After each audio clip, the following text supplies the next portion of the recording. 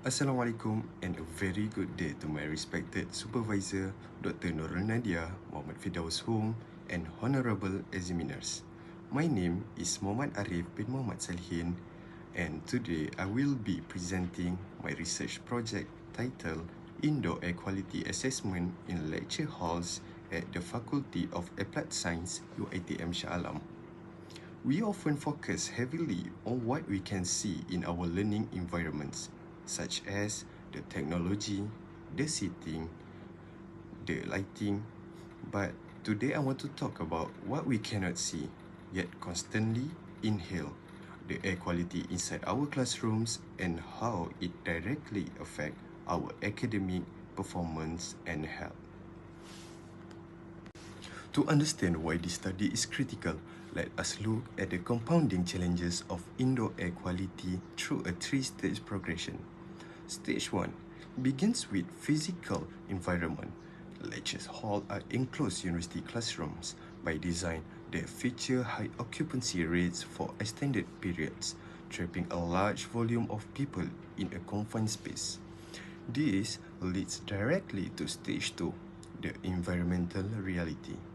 Due to inadequate ventilation, we see a rapid accumulation of indoor pollutants, specifically carbon dioxide, which is CO2, and particulate matter, PM2.5. Ultimately, this results in Stage 3, the human impact. When students sit in these environments, they suffer from a loss of concentration and reduced learning performance.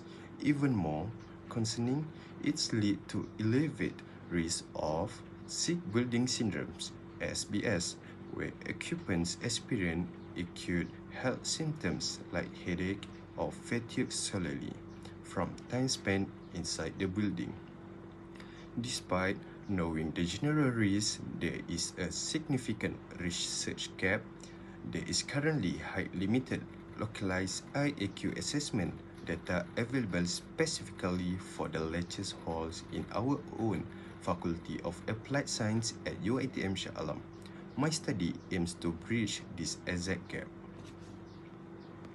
To address the issue, the general objective of this research is to assess the indoor air quality IAQ in selected lecture halls at the Faculty of Applied Science Uitm Shah.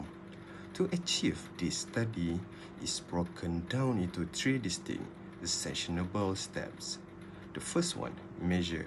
We will measure localized IAQ parameters, specifically CO2, PM2.5, temperature, and relative humidity.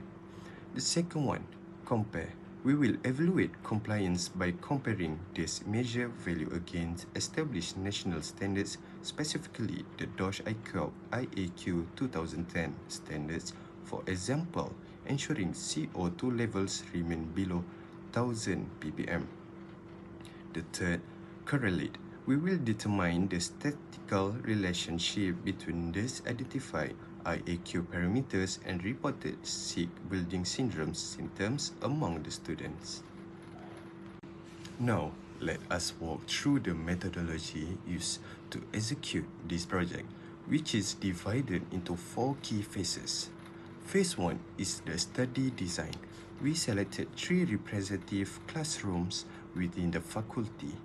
The selection was strictly based on 3 criteria: occupancy levels, accessibility, and lecture schedule availability to ensure we captured peak usage times.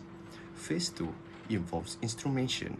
To gather precious data, we utilize the Testo 440 IAQ meter to measure CO2, temperature, and relative humidity. Simultaneously, a dedicated PM2.5 monitor is used to evaluate particulate matter based on WHO air quality guidelines. Phase 3 is data collection. To ensure accuracy, instruments are set up strictly at the briefing zone level, which is between 1.2 to 1.5 meters from the floor. We conduct continuous monitoring during active lecture session to see real-time fluctuations. Furthermore, we distribute structured SBS questionnaires to the student respondents immediately following their lectures. Phase 4 is data analysis. The collected data will undergo two types of analysis. Descriptive statistics will calculate the mean, minimum, maximum, and standard deviation of the pollutants. Inversional statistics will involve a correlation analysis between the measured IAQ parameters and the student-reported SBS symptoms to see if a statistically significant link exists.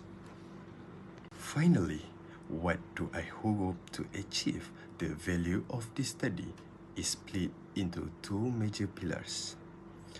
On the left, we have the scientific findings regarding data and compliance. This study will establish a precise, localized IAQ profile for high occupancy lecture halls and rigorously evaluate institutional compliance against the DOSH ICOP IAQ standards. On the right, we have the institutional contribution to health and action. This research will identify the quantitative associations between environmental pollutants and actual student illness. Ultimately, it will provide evidence-based, actionable recommendation to our faculty management to improve classroom air quality. By executing this study, we move one step closer to our ultimate goal, creating a healthier learning environment through better indoor air quality. With that, I end my presentation. Thank you very much for your time.